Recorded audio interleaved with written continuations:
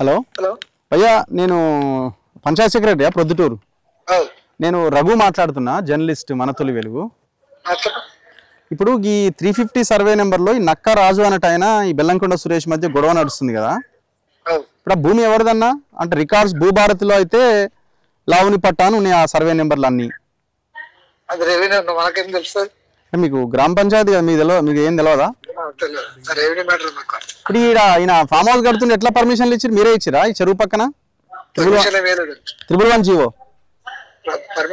మరి కట్టేస్తున్నాడుగా.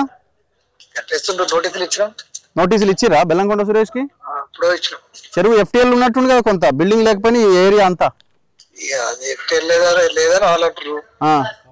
మీరేమంటున్నారు? నేనేమట్లేదు, ఆల్రెడీ మేము ఒకసారి నోటీసులు ఇచ్చి వేరే కేసు అయిందనే జోలికి పోతున్నాం. జోలికి ఎందుకు పోరు? మీరు గవర్నమెంట్ ఆఫీసర్ కదన్నా. ఏం చేస్తాం, నోటీసులు ఇస్తాం. నోటీసులు ఇచ్చి వదిలేసిరా? మరి మీ పై ఆఫీసర్లకి చెప్పాలి కదా. చెప్పినాం, నో యాక్షన్. ఇప్పుడు అదొకటి, చెరువు కూడా కబ్జా ఉంది కదా.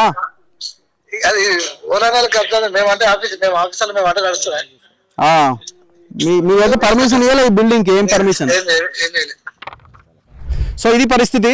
ఇది బెల్లంకొండ సురేష్ ఫామ్ హౌస్. ఇది ఈ పక్కనే ప్రొద్దుటూరు చెరువు. ఈ చెరువును కబ్జా చేసిండు, FTL లో ఉన్నాడు. అండ్ ఆ బిల్డింగ్ కట్టడానికి వీల్లేదు, 311 జీవో పరిధిలో ఉన్నది. మనం కాల్ చేస్తే ఆయన మాట్లాడుతున్న తీరు ఎంత భయంకరంగా ఉందో చూడండి.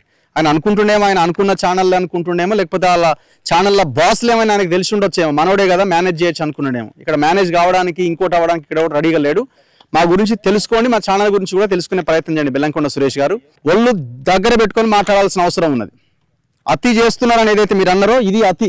తెలంగాణ ప్రజల సొమ్ముని దోసుకొని తినడానికి నువ్వెవడివి ఇక్కడికి? ఆన్సర్ చేయాలి నువ్వు. పంచాయత్ సెక్రటరీ చెప్తుండే దీనికి పర్మిషన్ లేని నోటీస్ ఇచ్చినావని. నువ్వు వాళ్ళ జైల్లో ఉండాల్సిన వ్యక్తివి.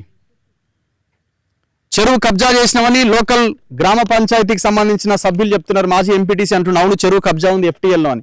లోపల ఉండాల్సిన ఆ హద్దు రాయి బయట తెచ్చి నాటి నువ్వు.